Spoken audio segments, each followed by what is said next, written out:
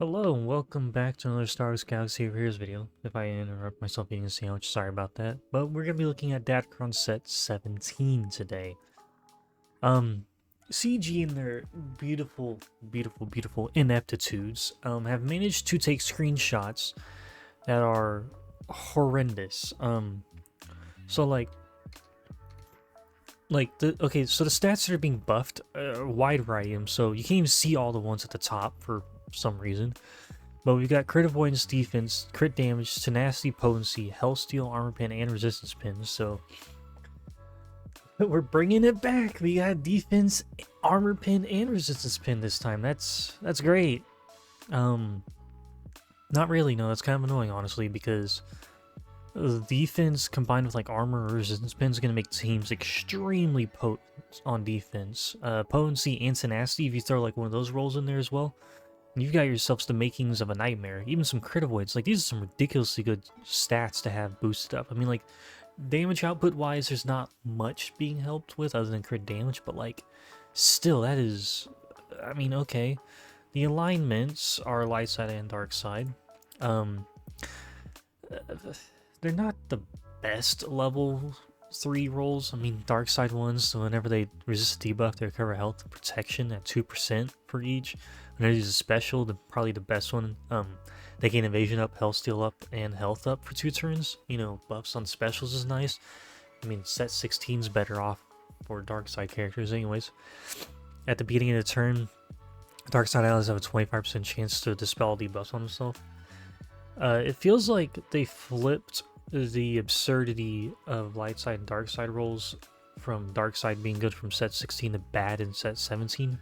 So let's see, dark side, whenever they're evaded by an enemy, they gain accuracy. That ally gains accuracy up for 2 turns, and they inflict evasion down for 2 turns on an enemy. It can't be evaded.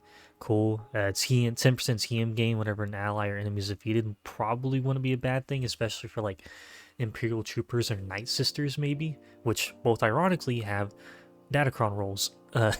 Because good thing is, with set 17, we are returning to faction bonuses, not, oh, what is your character, an attacker, a tank, a healer, or support kind of thing, you know? So that 10% team game might actually be decent, but I feel like that and the buffs on specials is probably the best for dark side, but you're probably better off just using set 16 stuff for dark side, unless you have your Night Sisters and Imperial, I think it's Remnant worked up, not Imperial Trooper. But anyways, light sides. Whenever these are basic, they gain speed up for 2 turns. Whenever a light side tank is defeated, you revive them 100% health, reset their cooldowns, and they gain a bonus turn. That's pretty good. Whenever they use a special, they gain 15% TM. That's ridiculously good for teams that like to churn through their special abilities or have a lot. Whenever they gain a buff, they recover 2% health protection. And whenever first time an ally is defeated, the remaining allies gain 15% speed and stacking for the rest of the encounters. So you've got a wide conglomeration of really good light side rolls. Speed up on basic, reviving light side tanks with 100% health and resetting their cooldowns, getting a bonus turn for them, 15% TM on specials, and the fact that you have the return of the 15% offense and 20 speed stacking. That means light side is going to be extremely dominant with this new set. Now for the factions themselves. So light side, again, with the horrible screenshotting CG, you could have done way better, but you didn't. So the 2 alignments for light side, ironically, are Rogue One and Jedi. The Rogue One alignment really confuses me because it's a very small faction as it is. So yeah. So the best one for the Rogue One is at the start of the battle, all Rogue One ally gains 100% max health protection, 60% offense, 20 speed. And if Jyn Erso is an ally, she assists whenever Rogue One uses an ability. So that's pretty good. If all eyes were Rogue One at the start of the battle, whenever an enemy attacks at a turn, explosive return, which cannot be evaded or resisted. Oh, and that's lovely. And then all Rogue One allies gain speed up for 1 turn and recover 30% health protection. Alrighty then. Let's see what else they get. Whenever they revive, they recover 25% protection, gain 25% CM, and reduce their cooldowns by 1. Probably be good to roll with that one if you want to do that for the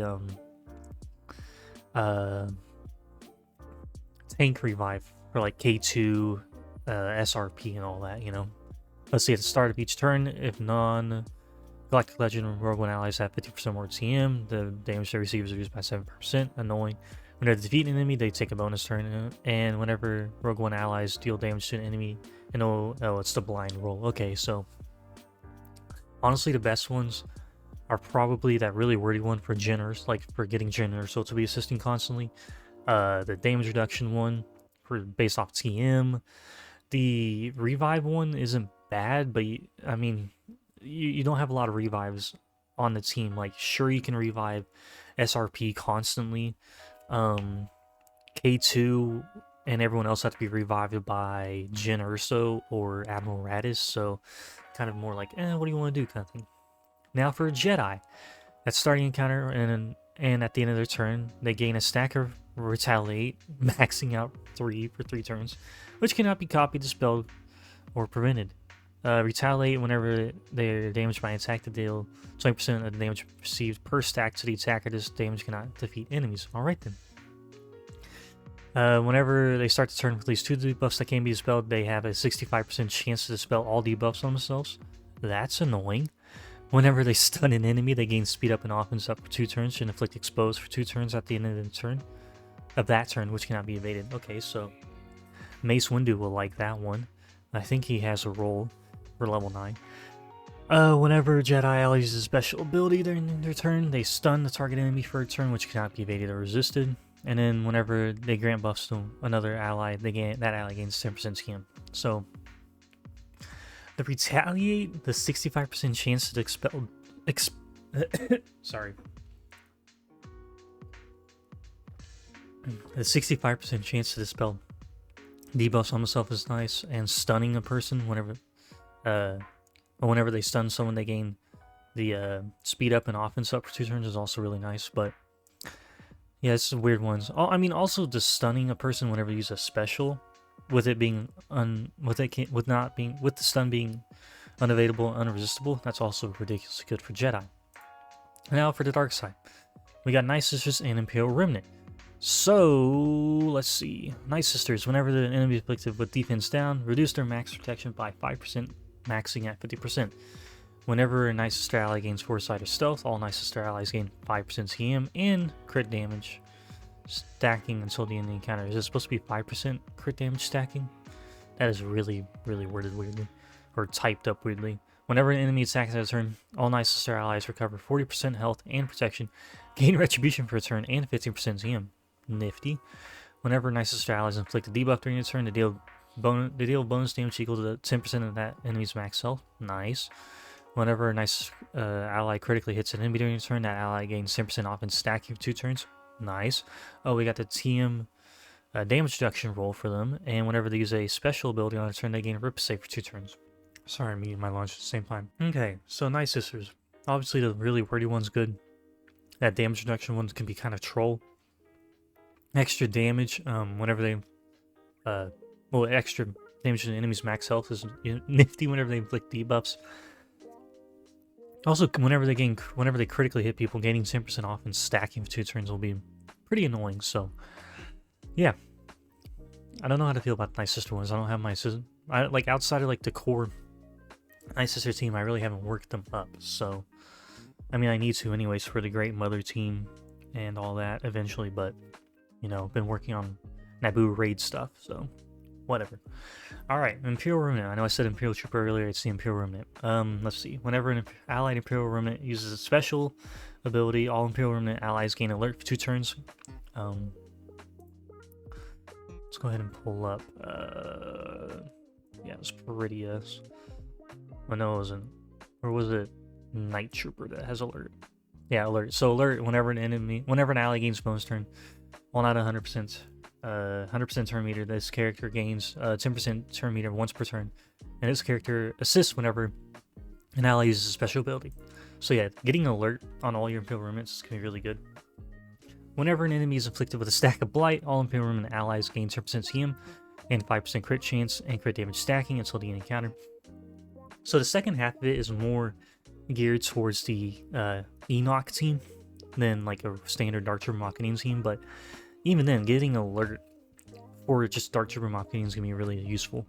Whenever Imperial Remnant allies are Stagger or stun an enemy to deal bonus damage equal to 35% of that enemy's max health, which cannot be evaded. Okay. Whenever an Imperial Remnant ally is critically hit, they gain 100% critical avoidance and crit chance for 2 turns.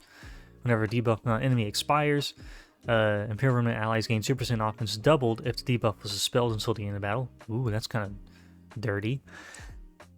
And also really nifty at the same time. And whenever an Imperial Remnant ally falls below 100% health, they gain a bonus turn limit once per character per battle. I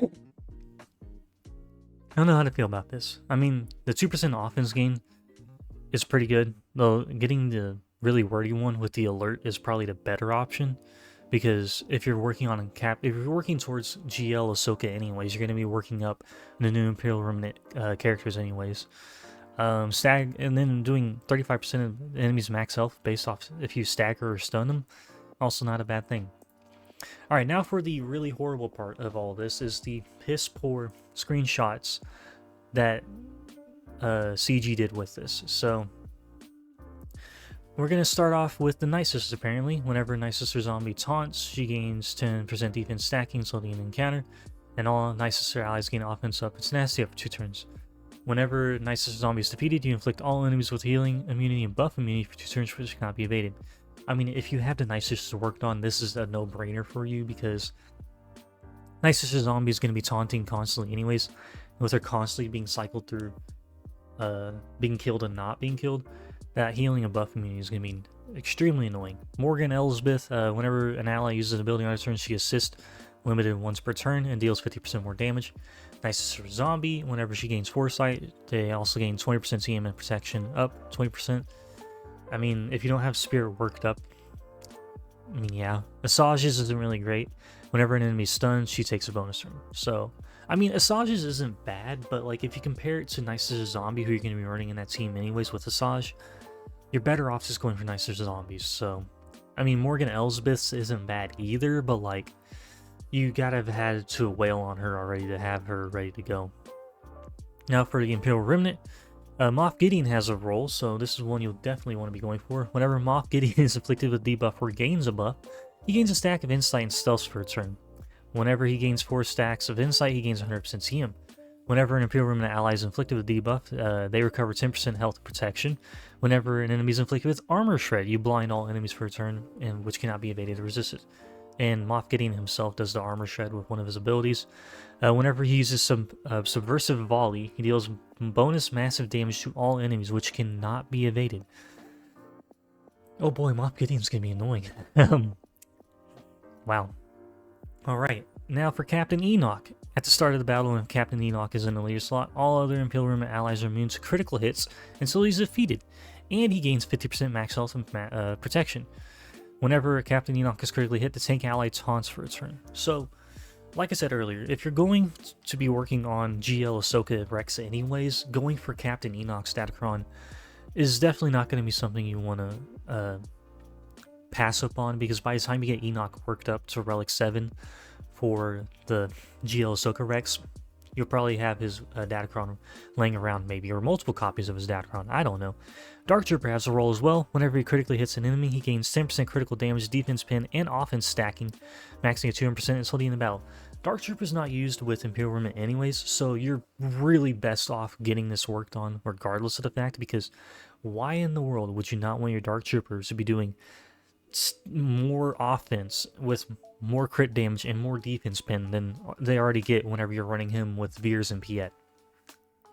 Stormtrooper's one's not bad, not great. Whenever he loses taunt, you remove 50% CM from all enemies. I mean, it's pretty good, especially if Stormtrooper is being constantly called to cycle through his taunt. So if it gets cleansed off, oh look, 50% CM is removed from everyone. So honestly, all of the Imperial Remnant ones are really good.